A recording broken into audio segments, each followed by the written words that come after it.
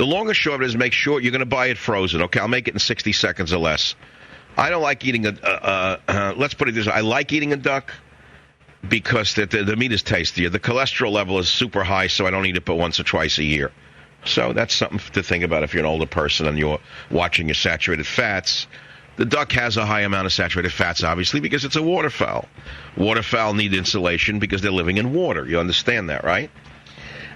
So the poor little Daisy O'Donnell, you got Daisy O'Donnell, you're buying it frozen, probably 4 or 5 pounds, frozen solid. First trick and trial is to defrost it. Not easy. You got to get the plastic wrapper off it while it's frozen solid. So run it under cold water. Repeat, cold water. Never defrost anything with hot water. If you do, you're going to start a bacterial growth on the surface of that that food product.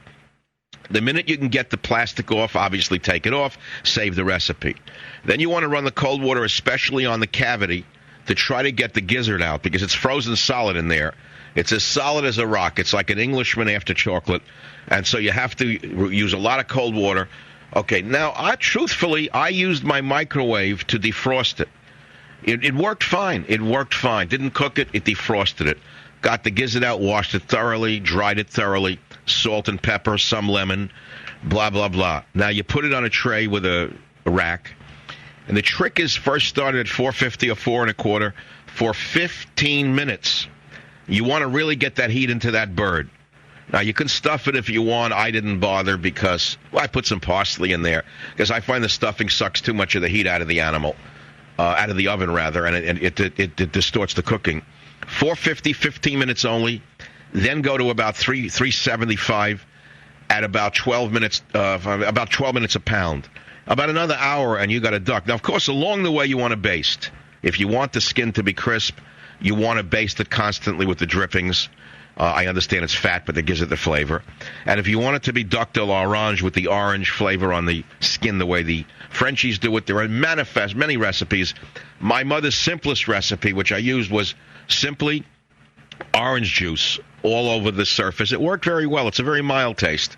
Of course, I augmented my orange juice mixture with cinnamon and some nutmeg. Others go further. They put in honey or they put in marmalade. I didn't do so because I didn't have any marmalade. I don't eat the stuff. And it comes out just super, just fine. Now, the rice dish that I served with it is very interesting. This was a new dish for me. I roasted almonds. I got sliced almonds, got the olive oil very hot, put in some sliced almonds. I chopped up some mushrooms in quarters, put in the mushrooms, and I put in sliced green beans. Fresh green beans, washed, cut up. So it's green beans, mushrooms, almonds, put a cover on the pan. I cooked it at fairly moderate heat for a good long period of time till the whole thing, really boiled down a lot.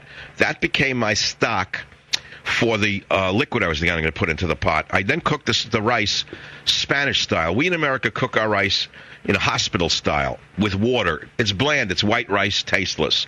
What I did is I put chicken stock into the organic chicken stock into that almond, mushroom, green bean paste that I made. I put in chicken stock, got it to a high boil, put in my rice, put a cover on it. You want to really taste delicious, flavored rice? Make it. That's Savage's New Year's rice and duck recipe. I'll be right back. Savage.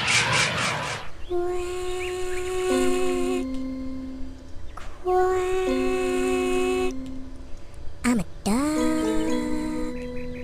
I'm a duck.